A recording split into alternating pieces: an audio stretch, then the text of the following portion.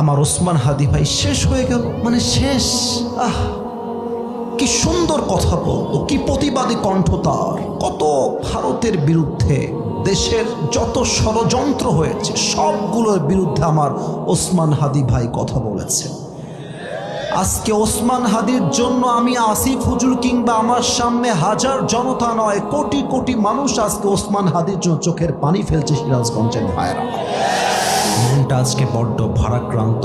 একটু আগেও কান্না করছিলাম গাড়িতে বসে বসে, চোখের পানি যেন থামছিল না আমার। আপনারা অনেকে জানেন, অনেকে জানেন না, জুলাই বিপ্লবের এক বিশাল নেতা, আমাদের সকলের প্রিয় ভাই ওসমান হাদি আজকে আল্লাহর জিম্মায় চলে গিয়েছে। আজকে আমার ভাই শহীদি মৃত্যুবরণ করেছে। আমরা সিরাজগঞ্জের আজকের এই মাহফিল থেকে দোয়া করছি আল্লাহর কাছে, আল্লাহ যেন আমার ওসমান হাদি ভাইয়ের কবরটাকে জান্নাতুল ফেরদাউসের উঁচু মাকাম নসিব করে দেয়। পরে সময় এই রক্ত বৃথা যাবে না, এই রক্ত আমরা বৃথা যেতে দেব না।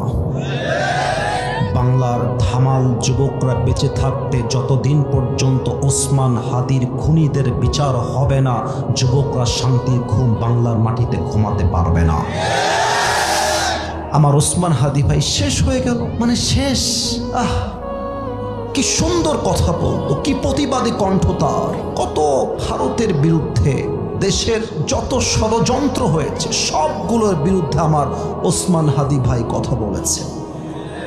আজকে ওসমান হাদির জন্য আমি আসিফ হুজুর কিংবা আমার সামনে হাজার জনতা নয়, কোটি কোটি মানুষ আজকে ওসমান হাদির জন্য চোখের পানি ফেলছে। সিরাজগঞ্জের ভাইরা,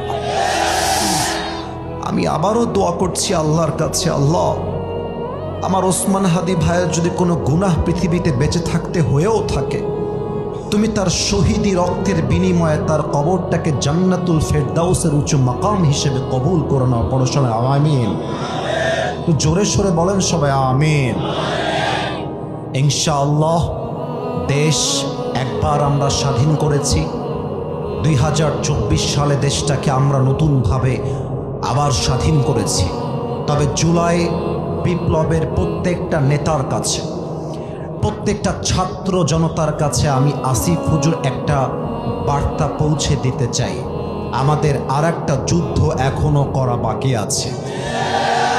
সেই যুদ্ধের নাম হলো আল্লাহর জমিন। যেহেতু আল্লাহর, ইনশাআল্লাহ আগামীর যুদ্ধ হবে আল্লাহর জমিনে। আল্লাহর কোরআনের সংবিধান দিয়ে দেশ চালাবার সংগ্রাম হবে আগামীতে। আমরা স্পষ্ট ভাষায় বলছি, ওসমান হাদির খুনের বিচার করতে হবে আল্লাহর কোরআনের সংবিধান দিয়ে। আগামীর 26 সালের পার্লামেন্ট চলবে কোনো গণতান্ত্রিক আইন দিয়ে নয়, ব্রিটিশ আইন দিয়ে নয়।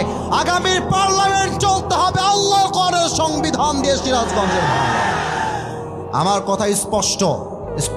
Stop for a moment. আমি কথা বলি স্টপ। একটু পরে তাকবীর দেবেন, আমি কথাটা শেষ করি।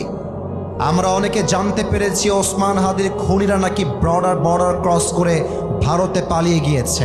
আমার বর্তমান সরকারের কাছে আবদার নয়, এটা আমাদের ওয়ার্নিং,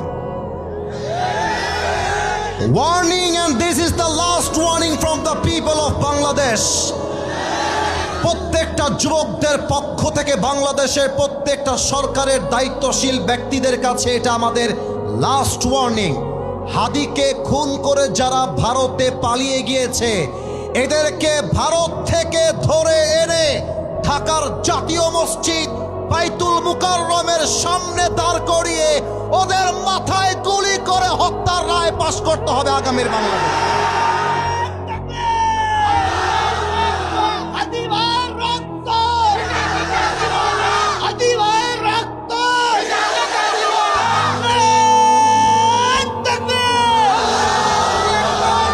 وكتبنا عليهم فيها أن النفس بالنفس والعين بالعين والأنف بالأنف والأذن بالأذن والسن بالسن والجروح قصاص।